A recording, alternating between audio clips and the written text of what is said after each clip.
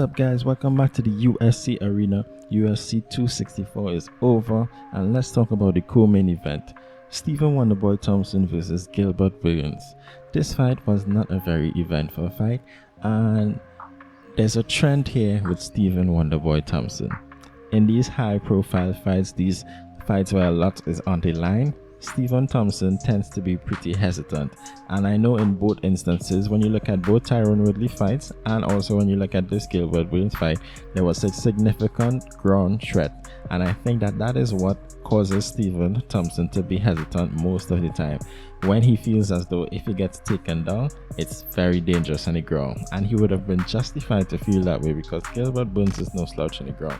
However, when Gilbert did get into the ground, he was not doing that much with it, and I would commend Stephen Thompson. He did a very good job of being able to get back to his feet for the most part, but he could not get back up fast enough to take the round, and even when he was on his feet, he was getting the better of the striking exchanges, but he just wasn't sure enough. He was too hesitant, and that is why he lost this fight.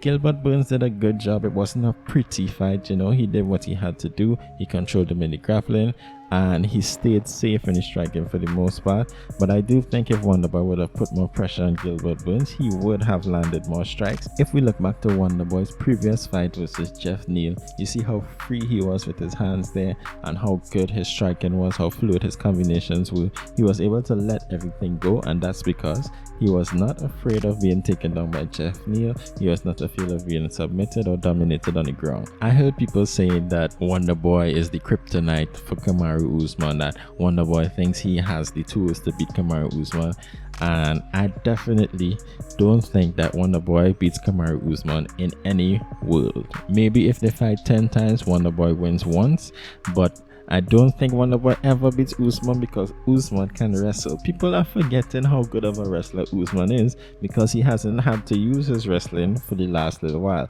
He did not use it against Colby, he did not use it against Burns, he did not use it against Masvidal that much.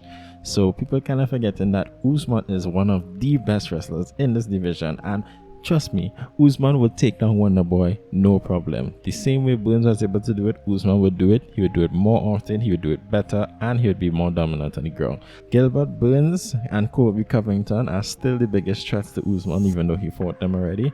So I'm excited to see where this goes next. I think honestly Gilbert Burns should fight Leon Edwards next. I know Leon Edwards wants a title shot, but we already know that Colby Covington is getting the next title shot. So unless Leon Edwards wants to sit and wait, then I think he should fight Gilbert Burns, and Gilbert Burns is actually ranked above him. And if he does beat Gilbert Burns, then there's no question who it is.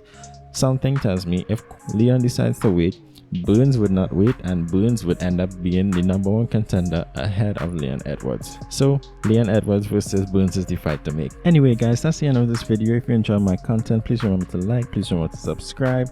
We are on the road to 300 subscribers. Thank you guys so much for getting me to 200. Let's keep the journey going, and I'll see you all in the next one.